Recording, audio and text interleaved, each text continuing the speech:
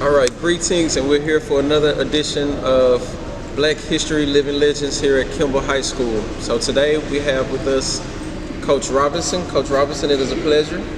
Glad you chose to interview me. Yes, ma'am. And we'll go ahead and get into our questions, all right? So our first question, where were you born and raised? I was born in Dallas, Texas, raised in Dallas, Texas, all my life. Okay. What high school did you attend in Dallas? I left Dallas and moved to DeSoto when I was, I believe, 12. So I ended up graduating from DeSoto High School. Okay, wonderful. All right, so our next question, can you share some stories about your grandparents or parents and their experiences with race in America? A small notation I'll make on with my mother's side of the family. They are from LaGrange, Texas, and they moved from LaGrange to West Texas, specifically Lubbock, Texas, and they moved there to pick cotton. So they migrated as a family to pick cotton, and that was how they survived and lived. And then they end up being there up until my mother got married. Wow. So they lived there, was raised in West Texas, picking cotton out on the cotton fields. That's amazing. My great-grandparents made that same migration. I want to say they were from Reagan, Texas. Are you familiar with Reagan? I don't know where Reagan is. It's near Central, but they all went west. My grandmother's told me stories about picking cotton as well. So it was true enough the cash crop here in Texas. Absolutely. Yes, ma'am. Okay, let's move on to our next question. So how did your upbringing influence your views on race and equality? My first experience with race, I grew up in Oak Cliff, and then we moved to DeSoto. And when I walked in the room, my first day of school, it was one Indian in the class, and everybody else was Caucasian, and I was the only other black girl.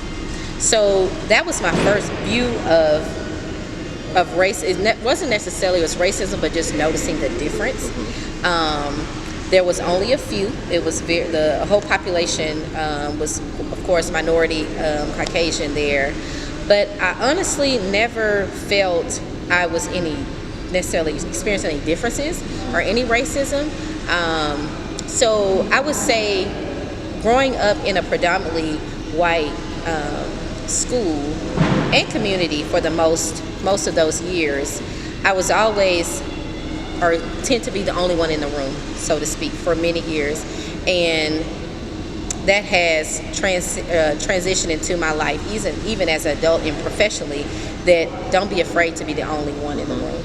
Yes, and still absorb what you can and take that out and bring that back to your people. Yes, ma'am. But that, I would say, that's one of the biggest impacts that I had. That don't be afraid to be the only one in the room, yes, and to glow from that. Yes, ma'am. So I would say it's safe to say that you were a trailblazer, and still, like, those experiences helped you to develop trailblazing characteristics, I would say.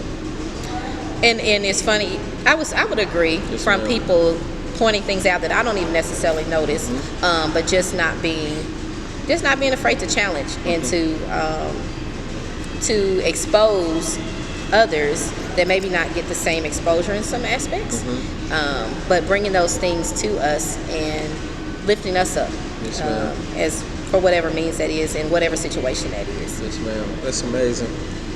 I appreciate that. Let's move on to our next question. It's kind of like along the same lines, but what cultural traditions are important to you and your family? Probably like most African American families, getting together on the holidays. My mother started it back in, I think it's been going on for almost 30 or 40 years. Of Christmas Eve, we get together as a family, everybody, and we just celebrate all together. And we always have themes. I always have a theme every holiday, but it's always Christmas Eve. So that's what we've done for a long time. Yes, ma'am. And we've, even during COVID, we couldn't get together in person, so we did online. It wasn't the same, but it still was the point of the tradition. So, yes, so that's been big for us. And of course, family reunions every year, and they circulate, and that's just And then when we do that, on my dad's side of family reunion, when we get together, we always make it a point. My aunt is the person to do,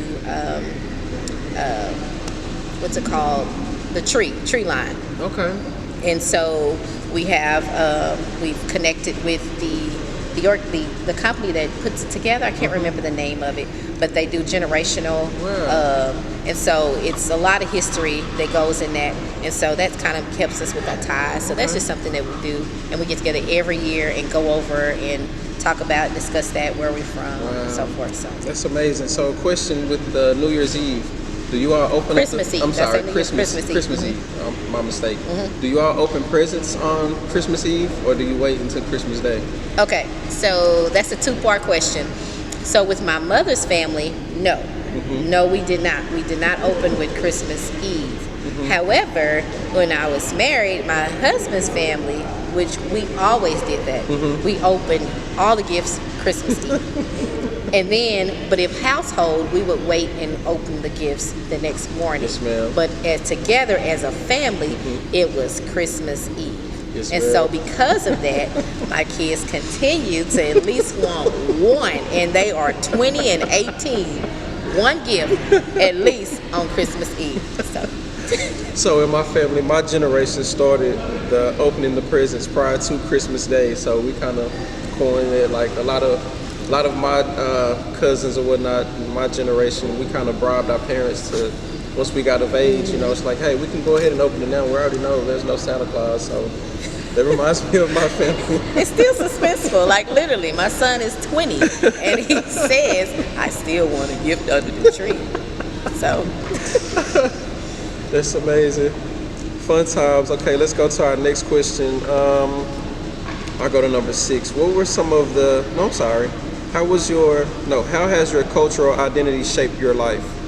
You kind of touched on that as well. So let's go to the next one because I feel like you did cover that thoroughly. All right, what were some of the key moments in the civil rights movement or afterwards that stood out to you?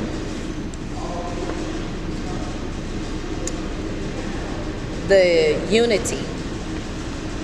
Even though the trials, the things that was happening, but it's being unified, and that's just, I don't know if that's just what I'm used to. Being team, being a coach, and it's the unity to stand together in face of adversity for one cause. And so that's just anyone that stood out. You know, you go back Harriet Tubman. You know, just for the cause to be free. You know, Martin Luther King, just for the cause to be free, to stand up, to voice, to use your voice, and to use your voice in a positive manner. And so that's just those things. Anybody that stood out, that was for being unified front. I'm going to stand on this. This is what we're going to do, and just those things stood out to me. It's amazing. Okay, let's go to our next question. So you answered that you answered 2 questions with 1 response. So our next question, what are your hopes for the future of race relations in America? Ooh, that's big.